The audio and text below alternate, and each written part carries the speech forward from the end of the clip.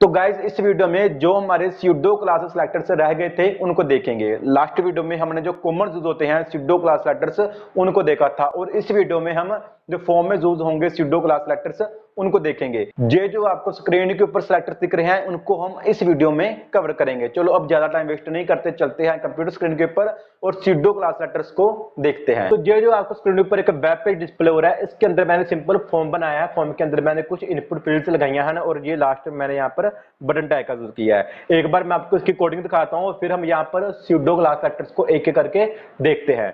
तो सबसे पहले चलते हैं यहाँ पर कोड में। जैसे ये देखो, ये रहा हमारा मेन कंटेनर। मेन कंटेनर के अंदर मैंने यहाँ पर फॉर्म लगाए हैं। फॉर्म के अंदर ये लेबल है नेम, इसको मैंने इनपुट फील्ड दी है ये देखो टेक्स्ट, और यहाँ पर ईमेल मैंने लगा दिया है। प्लेस होल्डर में मैंने लिख दिया एंटर योर नेम और एंटर योर ईमेल, जैसे ये देखो, ठीक है। तो इसके बाद यहाँ पर एक और इनपुट फील्ड ली है एज के लिए, और मैंने टाइप दे दिया इसको नंबर, और यहाँ पर मैंने एज की रेंज भी सेट कर दिया, यानी कि 10 और 20 के बीच ही एज रहनी चाहिए। तो और मैंने यहाँ पर क्या किया, नीचे चलते हैं, और ये मैंने यहाँ पर एड्रेस के लिए टेक्स्ट एरिया टैग का यूज किया है। टेक्स्ट एरिया टैग के अंदर मैंने यहाँ पर कॉलम्स दे दिए हैं 30 और मैंने रोज दे दिए हैं 4। और मैंने यहाँ पर नीचे चलते हैं, क्या किया ये देखो, जेंडर के लिए मैंने यहाँ पर इनपुट्स लगाई हैं रेडियो बटन, ये देखो इनपुट टाइप रेडियो मैंने यहाँ पर लगा दिया मेल फीमेल और अदर। और यहाँ पर हॉबीज के लिए मैंने यहाँ पर चेक बॉक्स लगा दिए हैं, इनपुट टाइप मैंने यहाँ पर दे दिए हैं चेक बॉक्स।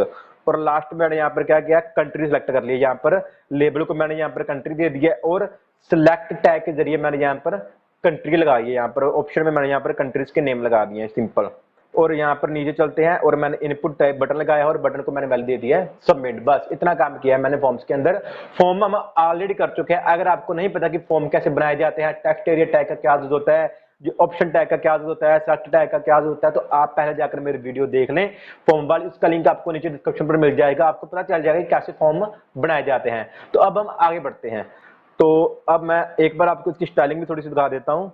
तो यहाँ पर मैंने कुछ स्टाइलिंग की है, जैसे मैंने डिव को दे दिया है 70% मार्जिन मैंने कर दिया है ऑटो, ताकि वो बीच में सेंटर में आ जाए। इनपुट फील्ड को मैंने आउटलाइन नन कर दिया है। तो उसके बाद स्पैन टैग के अंदर मैंने फॉन्ट साइज सेट कर दिया है कि स्पैन टैग है उसका फॉन्ट साइज 20 पिक्सल और फॉन्ट वेट हो जाए बोल्ड। तो ऐसे जो सिलेक्ट है ये वाला सिलेक्ट है, इसको भी मैंने हाइट और विड्थ सेट कर दी है। बस इतना ही काम किया है। अब हम यहाँ पर स्यूडो क्लास सेलेक्टर्स का यूज देखते हैं। तो सबसे पहला सेलेक्टर हमारे पास है फोकस।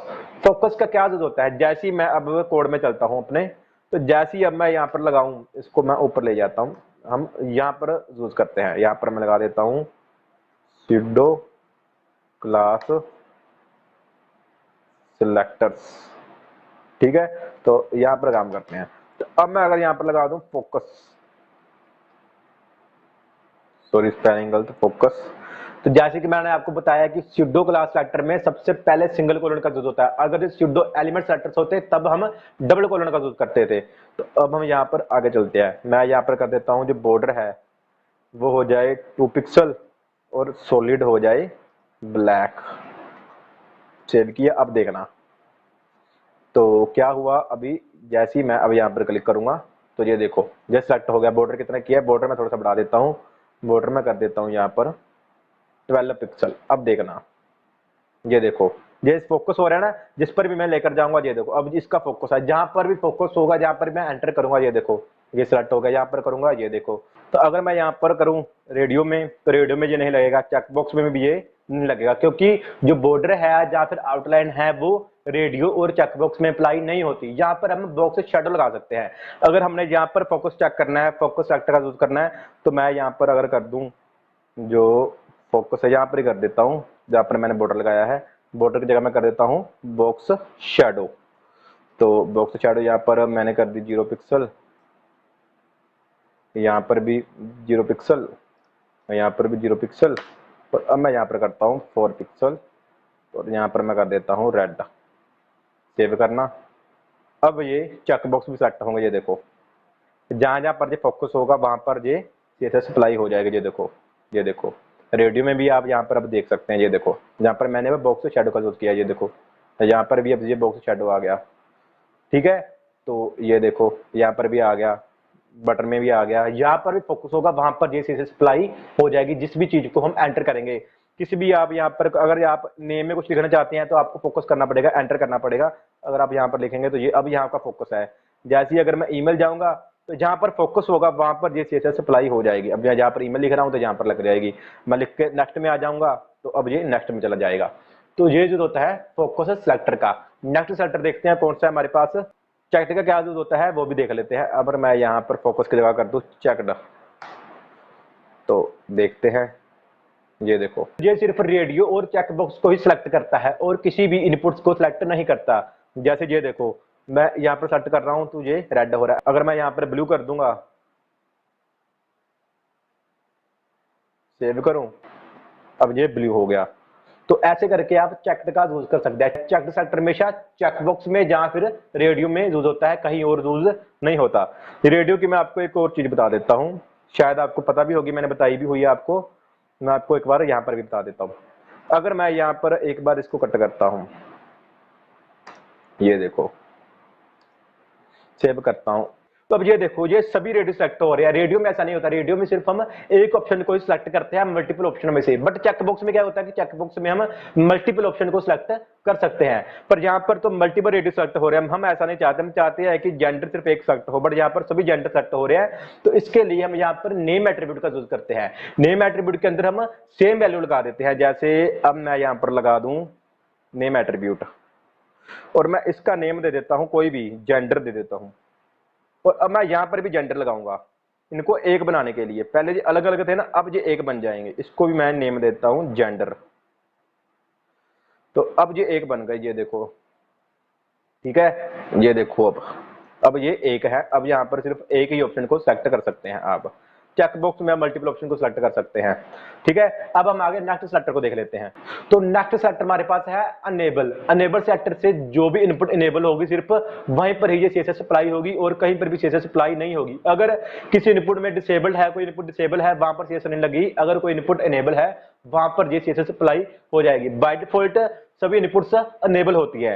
जैसे मैं अगर यहाँ पर अनेबल कर दूं तो सभी जो इनपुट्स होंगी वो अनेबल ही होंगी, बाय डिफॉल्ट सभी अनेबल होती हैं। जैसे ये देखो सभी को इसने सेलेक्ट कर लिया क्योंकि सभी इनपुट्स हैं वो अनेबल है।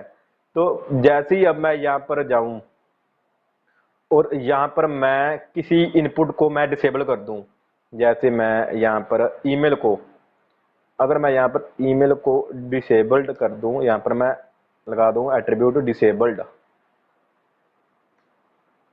तो अब यहाँ पर जो डिसेबल होगी वहां पर ये CSS अप्लाई नहीं होगी। जब भी डिसेबल जो हो जाती है इनपुट, वहां पर हम कोई भी सिलेक्ट नहीं कर सकते, कुछ भी एंटर नहीं कर सकते, वो डिसेबल्ड हो जाती है। ये देखो जैसे ये हो गई, बाकी सभी इनेबल है, इसलिए यहाँ पर ये CSS अप्लाई होगी जो हमने इनेबल सेलेक्टर का यूज करके लगाई थी। बट ये जो इनपुट है ईमेल ये डिसेबल्ड है, इसलिए यहाँ पर ये CSS अप्लाई नहीं हुई। तो इसलिए हम यहाँ पर अगर डिसेबल्ड में लगाना चाहते हैं, नेक्स्ट सेलेक्टर हमारे पास होता है डिसेबल्ड।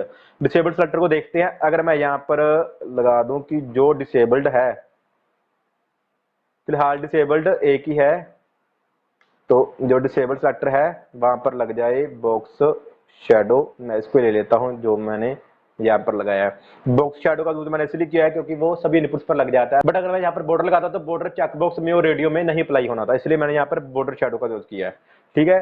तो अगर मैं यहाँ पर रेड कर दूं कि जो डिसेबल्ड है उसका जो बॉक्स शैडो है वो रेड हो जाए, बाकी का ब्लू रहे, तो अब देखना, तो सिर्फ एक ही यहाँ पर थी इसलिए ये रेड हो गई। तो अगर मैं यहाँ पर कर दूं background colour white,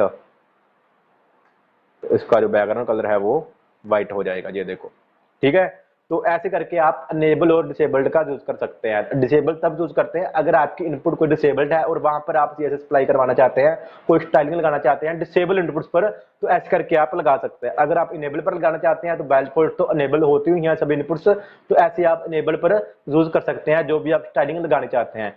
next selector देख लेते हैं। नेक्स्ट सेलेक्टर हमारे पास है ऑप्शनल।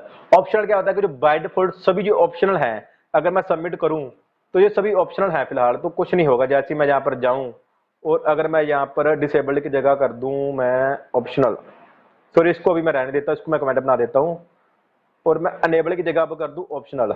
ऑप्शनल मतलब कि उसको फिल करना जरूरी नहीं है, अगर मैं फिल करूंगा तब भी कोई चक्कर नहीं है, अगर नहीं भी करूंगा तब भी जो मेरा पेज है वो सबमिट हो जाएगा, मतलब कि वो ऑप्शनल नहीं है। जैसे कि अब मैंने यहाँ पर ऑप्शन लगा दिया, तो बाय डिफॉल्ट अगर आप इसमें से कोई भी फील्ड ना लगाएं तो ये देखो सभी ऑप्शनल है, ये देखो कुछ नहीं हुआ। मैं आपको दिखाता हूँ क्योंकि मैंने यहाँ पर डिसेबल्ड किया, इसको हटा देते हैं, सेव किया,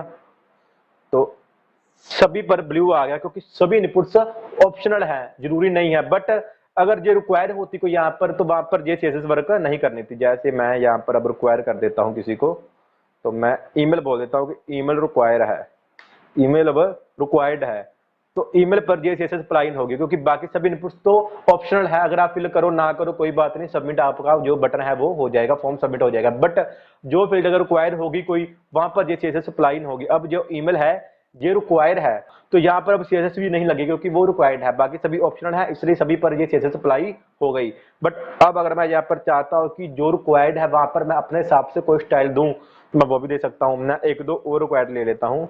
जैसे मैंने यहाँ पर कर दिया कि जो एज है वो भी फिल करनी रिक्वायर्ड है, तो मैं यहाँ पर रिक्वायर्ड कर देता हूँ, रिक्वायर्ड।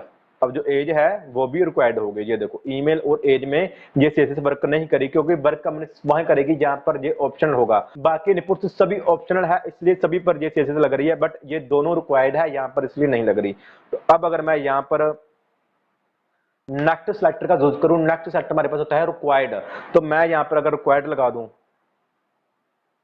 तो अब जो भी फील्ड रिक्वायर्ड होगी वहां पर ये चीज वर्क करेगी। तो क्या चीज लगानी है, इसको कट करता हूं, मैंने जो डिसेबल्ड किया था ना इसको ही मैं यहाँ पर रिक्वायर्ड कर देता हूं।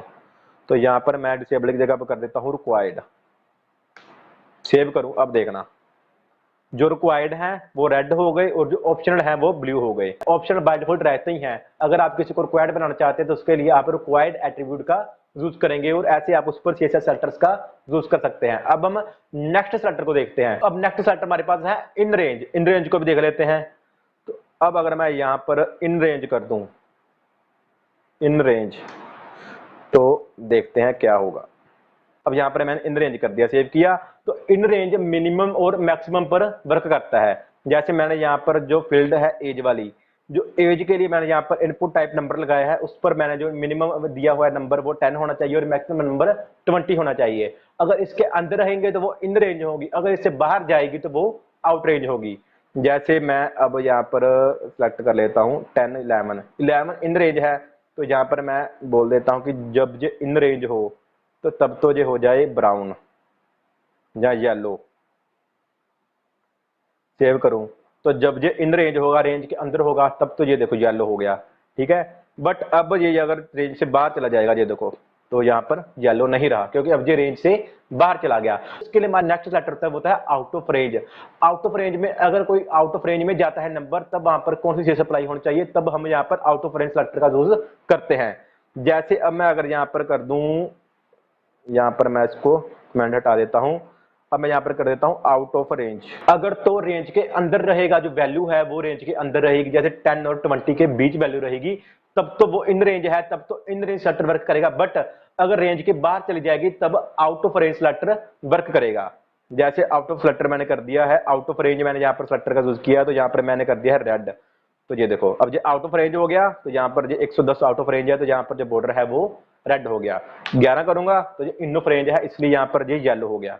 तो ऐसे करके आप आउट ऑफ रेंज का यूज कर सकते हैं। आउट ऑफ रेंज मिनिमम मैंने कितनी दी है 10 और मैक्सिमम मैंने वैल्यू दी हुई है 20। 10 और 20 के बीच अगर हमको वैल्यू इनपुट करेंगे इस सेक्टर में, तब तो वो इन रेंज सेक्टर वर्क करेगा क्योंकि वो रेंज के अंदर आ जाएगी। अगर रेंज के बाहर चली जाए तब आउट ऑफ रेंज वर्क करेगा। जैसे मैंने आउट ऑफ रेंज सेलेक्टर को यहाँ पर मैंने लगाया है कि जो बॉक्स शेडो है वो रेड हो जाए, तो यहाँ पर जो शेडो है बॉक्स का वो रेड हो जाएगा। तो अगर आप यहाँ पर कर दे कि जो बैकग्राउंड कलर है वो यहाँ पर कोई और हो जाए, या बैकग्राउंड कलर भी आप ग्रे कर दें, तो अब जो बैकग्राउंड कलर है वो ग्रे हो जाएगा। अब तो मैंने इन ऑफ रेंज किया है ना, आ देखो 145 आउट ऑफ रेंज है, तो ये देखो 145 ये कलर बैकग्राउंड हो गया वो ग्रे। तो ऐसे करके आप इन ऑफ रेंज और आउट ऑफ रेंज सेलेक्टर का यूज कर सकते हैं। नेक्स्ट सेलेक्टर देख लेते हैं अब हम। नेक्स्ट सेलेक्टर कौन सा हमारे पास, नेक्स्ट सेलेक्टर हमारे पास है read write selector. Read write मतलब ये देखो जितने भी इनपुट फील्ड्स हैं, जिसको हम रीड भी कर सकते हैं और इसको हम जैसे राइट भी कर सकते हैं, ठीक है। तो अगर मैं यहाँ पर सीएसएस लगा दूं कि जब भी ये रीड और राइट हो सेलेक्टर, ठीक है, इसको मैं एक बार कमेंट बना देता हूं। तो यहाँ पर मैं लगाता हूं कि जब भी रीड राइट सेलेक्टर हो, यानी कि जब भी कोई इनपुट रीड भी हो राइट भी हो, तब वहां पर कौन सी सीएसएस लगनी चाहिए, तब जो बॉक्स शेडो है वो येलो हो जाए। तो अब ये देखो ये सिलेक्ट हो गए क्योंकि हम यहाँ पर रीड भी कर सकते हैं। ये देखो यहाँ पर मैं कुछ भी राइट कर सकता हूँ, रीड भी हो रहा है, ये देखो एज भी ये रीड हो रही है, यहाँ पर मैं कुछ भी ऐड कर सकता हूँ, यहाँ पर मैं कोई भी एड्रेस लग सकता हूँ। बट ये जो जेंडर है और ये जो हॉबीज हैं, ये रेडियो बटन है और ये चेकबॉक्स है, इसको मैं राइट नहीं कर सकता, इसको मैं बस सेलेक्ट कर सकता हूँ, ये देखो। इसलिए यहाँ पर ये CSS वर्क नहीं करेगी। तो यहाँ पर मैं सेलेक्ट कर सकता हूँ। तो ये सिर्फ इनपुट फील्ड्स में ही यूज होता है। रीड और राइट का मतलब कि किसी इनपुट को हम रीड भी कर पाए और उसको हम राइट भी कर पाए। तो इन इनपुट्स को हम रीड भी कर सकते हैं और हम इसको राइट भी कर सकते हैं। तो अब हम नेक्स्ट स्टार्टर को देख लेते हैं। नेक्स्ट स्टार्टर हमारे पास होता है रीड ओनली। चलो रीड ओनली को देखते हैं। रीड ओनली का मतलब जैसे नाम से पता चल रहा है कि इसको सिर्फ हम रीड कर सकते हैं, राइट नहीं कर सकते। यहां पर मैं कर देता हूं रीड ओनली और इसको मैं कमेंट से हटा देता हूं। तो देखते हैं ये कहां पर अप्लाई होता है, रेड कलर। तो ये देखो, ये सभी पर अप्लाई हो गया, क्योंकि इन सभी को हम रीड कर सकते हैं, राइट नहीं कर सकते। मैं यहां पर कर देता हूं सिर्फ इनपुट फील्ड्स देके। अब ये सिर्फ इनपुट फील्ड्स पर ही अप्लाई होगा, ये देखो। तो ये देखो, ये इनपुट फील्ड्स हैं, इनको हम रीड कर सकते हैं, राइट नहीं कर सकते, जहां चेक कर सकते हैं, ये देखो। ठीक है, तो यहाँ पर भी ये सबमिट बटन है, इसको हम रीड कर सकते हैं, इसको हम राइट नहीं कर सकते। ये सिलेक्ट क्यों नहीं हुआ, क्योंकि यहाँ पर भी हम ये अगर कर दें इनपुट फील्ड्स की जगह मैं कर दूं सिलेक्ट, तो अब ये यहाँ आ जाएगा, ये देखो। इसको भी हम सिर्फ सिलेक्ट कर सकते हैं। तो जो यूज होता है रीड ओनली का और रीड राइट सिलेक्टर का। तो यहाँ पर इसको हटा देते हैं और इनपुट कर देता हूं मैं। ठीक है, नेक्स्ट सेलेक्टर आता है हमारे पास वैलिड। तो अब हम यहाँ पर वैलिड सेलेक्टर का यूज करते हैं। तो वो कैसा होगा, मैं यहाँ पर इसको बना देता हूँ कमेंट और रीड राइट की जगह मैं कर देता हूँ वैलिड। तो देखते हैं कौन कौन से सेलेक्टर वैलिड हैं। तो जैसे अब ये देखो, ईमेल और एज ये वैलिड नहीं है। ये वैलिड क्यों नहीं है, क्योंकि ये एम्प्टी है। अगर मैं यहाँ पर कुछ लगा दूंगा, जैसे मैंने यहाँ पर लगा दिया mankirat@gmail.com, अब ये वैलिड हो गया। अगर मैं यहाँ पर एज सेलेक्ट कर दूंगा, अब ये वैलिड हो गया। अगर मैं सेलेक्ट नहीं करूंगा तो ये वैलिड नहीं होगा। अगर ये देखो, अब ये वैलिड नहीं है। जहां अगर मैं रोंग लगा दूंगा एज, तब भी ये वैलिड नहीं होगा। वैलिड का मतलब कि जो आपकी फील्ड्स हैं वो वैलिड होनी चाहिए। ईमेल और एज मैंने यहाँ पर रिक्वायर्ड एट्रीब्यूट का यूज किया, इसलिए ये रिक्वायर्ड है। तो जैसे ये देखो, अगर मैं यहाँ पर जो नंबर है, एज है, वहां पर रिक्वायर्ड हटा दूं, अब दिखाऊंगा आपको। तो अगर मैं रिफ्रेश करूं तो ये देखो, अब सिर्फ ईमेल रह गया। तो ईमेल को भी मैं आपको दिखाता हूं एक बार। ये देखो, रिक्वायरमेंट लगाया हुआ है ना। अगर मैं यहाँ पर रिक्वायर्ड को हटा दूं तो ये देखो, अब ये रिक्वायर्ड इसमें हट गया। मैं इनपुट लगा दूं ना यहाँ पर, तो कहां पर था, ये रहा वैलिड। मैं लगा देता हूं इनपुट से, सिर्फ सेव करूं। अब देखना, अब सिर्फ इनपुट्स पर लगेगा। ये देखो, वैलिड क्या होता है कि अगर आप किसी इनपुट को रिक्वायर्ड लगाया है और कोई यूजर उस इनपुट को खाली छोड़ता है, एम्प्टी छोड़ता है, तो वो इनवैलिड इनपुट हो जाती है। वैलिड मतलब कि अगर वो रिक्वायर्ड है तो आपको उसको फिल करना पड़ेगा, आप उसको एम्प्टी छोड़ नहीं सकते। ऐसे ही अगर मैं यहाँ पर अब रिक्वायर्ड नहीं लगाया, तो रिक्वायर्ड सभी से मैंने हटा दिया, तो अब अगर मैं यहाँ पर गलत इनपुट दूंगा तो फिर भी ये इनवैलिड हो जाएगा। ये देखो, अगर मैं सही इनपुट कर दूं, जैसे मैं @ लगा दूं gmail.com, अब ये सही इनपुट हो गई, तो असली ये अब वैलिड हो गया। अगर ये रॉन्ग इनपुट होती, ये देखो, अब ये देखो, अगर यहाँ पर मैं @ ना लगाऊं तो ये देखो, अब ये रॉन्ग इनपुट हो गई है, इसलिए अब ये यहाँ पर इनवैलिड हो गया। तो ऐसे करके आप नेक्स्ट सेलेक्टर हमारे पास होता है इनवैलिड। इनवैलिड सेलेक्टर लगाने के तो अब जो भी फील्ड इनवैलिड होगी वहां पर CSS अप्लाई हो जाएगी, जो आप यहाँ पर लगाएंगे। ऐसे करके आप इनवैलिड इनपुट्स को भी सिलेक्ट कर सकते हैं। जैसे मैं यहाँ पर कर दूं इनवैलिड, तो जो इनवैलिड होगी वो रेड हो जाएगी। जैसे ये देखो, अब ये इनवैलिड है तो रेड हो गई। अगर मैं @ लगा दूं gmail.com, ये देखो, अब ये वैलिड हो गई। ऐसे अगर यहाँ पर कोई रिक्वायर्ड चीज है, यानी कि कोई रिक्वायर है बट आप उसको एम्प्टी छोड़ रहे हैं, तो वो इनवैलिड हो जाएगी। ये देखो, ये रिक्वायर है। अब जैसे मैं यहाँ पर नेम लिखूंगा, कुछ एंटर करूंगा, तो अब ये देखो, अब ये वैलिड हो गई। तो ऐसे करके आप वैलिड और इनवैलिड सेलेक्टर का यूज कर सकते हैं। नेक्स्ट सेलेक्टर देख लेते हैं। जो लास्ट सेलेक्टर है हमारा, वो कौन सा है। नेक्स्ट लास्ट सेलेक्टर हमारे पास है डिफॉल्ट सेलेक्टर। डिफॉल्ट सेलेक्टर भी देख लेते हैं। डिफॉल्ट का मतलब भी डिफॉल्ट वैल्यू होनी चाहिए। जैसे मैं यहां पर अगर कर दूं डिफॉल्ट, अब ये जो भी डिफॉल्ट वैल्यू होगी वहां पर ये CSS अप्लाई हो जाएगी। तो इसको खत्म कर देते हैं। तो अब देखना, यहाँ पर अभी कहीं पर भी डिफॉल्ट वैल्यू सेलेक्ट नहीं हुई, क्योंकि यहाँ पर कोई भी डिफॉल्ट वैल्यू नहीं है। बट जैसी मैं यहाँ पर मैं चलता हूँ रेडियो बटन में, रेडियो बटन में मैं डिफॉल्ट वैल्यू कर देता हूँ चेक्ड, यानी कि बाय डिफॉल्ट फीमेल है वो चेक्ड रहे। अब देखना, तो ये देखो यहाँ पर रेड लग गया, क्योंकि बाय डिफॉल्ट मैंने वैल्यू दे दी। जो वैल्यू आप बाय डिफॉल्ट सेट करेंगे वहां पर ये CSS वर्क करती है। अब जैसे मैं यहाँ पर लगा दूं, यहाँ पर चेकबॉक्स में म्यूजिक, तो आप म्यूजिक देखना, यहाँ पर मैं कर देता हूँ चेकड। तो मैंने बाय डिफॉल्ट म्यूजिक को भी चेक कर दिया है, तो म्यूजिक को भी बाय डिफॉल्ट वैल्यू लग गई है। तो अब देखना, तो अब ये देखो म्यूजिक का भी जो कलर है वो रेड हो गया, यानी कि बॉक्स शैडो रेड हो गया। तो ऐसे करके आप डिफॉल्ट सेलेक्टर का यूज कर सकते हैं। तो ये जो होता है डिफॉल्ट सेलेक्टर का, अगर बाय डिफॉल्ट कोई वैल्यू पहले से सेट की होगी, जैसे चेकबॉक्स हो या रेडियो हो, वहां पर अगर आपने चेकड लगाया होगा किसी फील्ड को, तो वहां पर वो CSS अप्लाई हो जाएगी। गाइस आज हमारे जितने भी सेलेक्टर्स हैं CSS के, वो सभी कंप्लीट हो चुके हैं। हमने लास्ट वीडियोस में simple selectors, combinator selectors, attribute selectors, pseudo element selectors और आज हमने स्यूडो क्लास सेलेक्टर्स को भी खत्म कर दिया है। तो अगर आपने मेरी वो वीडियोस नहीं देखी है तो आपको उसका लिंक नीचे डिस्क्रिप्शन पर मिल जाएगा, वहां पर जाकर आप उन वीडियोस को देख सकते हैं। तो अगर आपको इस वीडियो में कुछ भी प्रॉब्लम हो तो आप मुझको नीचे कमेंट बॉक्स में बता सकते हैं। तो अगर आपको ये वीडियो अच्छी लगी हो तो प्लीज इस वीडियो को लाइक करो और चैनल को सब्सक्राइब करो। तो अगर आपने इस कंप्लीट प्लेलिस्ट को देखना है तो उसका भी लिंक आपको नीचे डिस्क्रिप्शन पर मिल जाएगा, वहां पर जाकर आप इस कंप्लीट प्लेलिस्ट को फॉलो कर सकते हैं। चलो मिलते हैं अब हम नेक्स्ट वीडियो में।